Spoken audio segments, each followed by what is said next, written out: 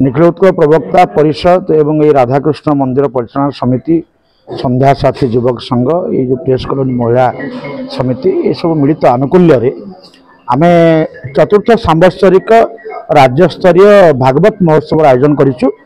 आज हूँ तार प्रथम दिवस। गतकाली अधिवास कार्यक्रम समापन है।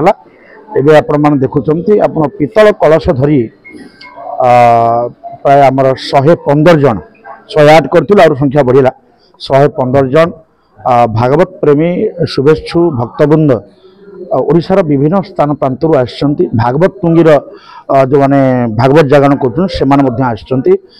भागवत संसार एक संगठन तार माँ मैंने आसछन्ति। समस्त एक भाव ये बिंदु सागर महाप्रभु श्री अनंत वासुदेवंकर सम्मुख स्थित ब्रह्मघाट बिंदु सागर गंगा पूजन करा जाई ये 115 कलश आसी पहुंच जाइछन्ति।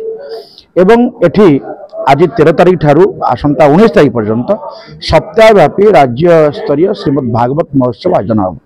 ये कार्यक्रम ओडिशार प्राय 23 जिले में आमर प्रवक्ता सदस्य अच्छा प्रवाचक प्रवाचिका प्रवचन कर साधु सन्थ विभिन्न प्रवचन मंचर कर्मकर्ता भागवत जागरण जो मैंने उद्यम कर आध्यात्मिक संगठन ये समस्ते ये 7 दिन धरी आगमन करेंगे। ये आमर नित्य प्रातः काल यज्ञ कार्यक्रम से चलो।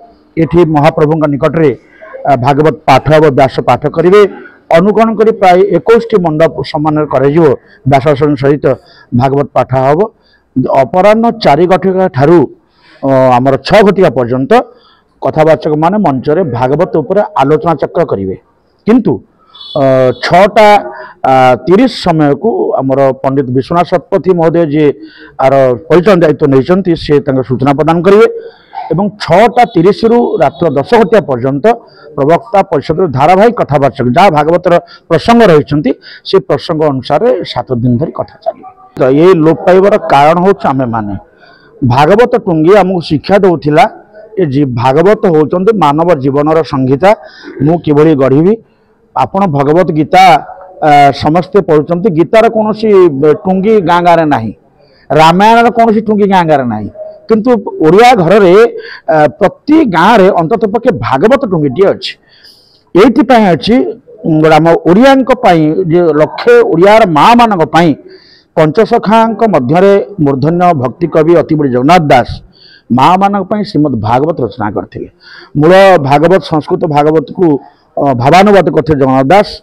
एवं साधारण ओडिया घर माँटे जदि भागवत पढ़ी पारुथिला ता परिवार को से आध्यात्मिक मार्ग नहीं पारुथिला। किंतु अधुनातन समाज रे भागवतर प्रचार प्रसार एते बहुल भाव कमीगला। सरकार मध्य प्रयास कर से प्रयास सफल हो पारि नाही। आमर आशा रही जो नया सरकार से भागवत टुंगीर पुनरुद्धार कार्यक्रम कर अंतत पक्षे भागवत को आधार करी गणमाध्यम हो आम सोशल मीडिया हो बहुत प्रकार ग्रुप कर भागवत जागरण होची। एवं भागवत यदि न बंचब ताले ओडियार परंपरा धूलिसात हो।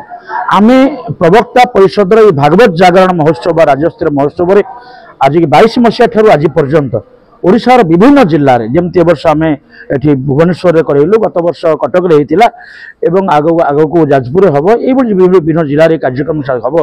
आम गोटे कथा नौ ओडिशावासी पाखे घर घर परिवार भागवत परिवार हो प्रति परिवार भागवत पाठ हो।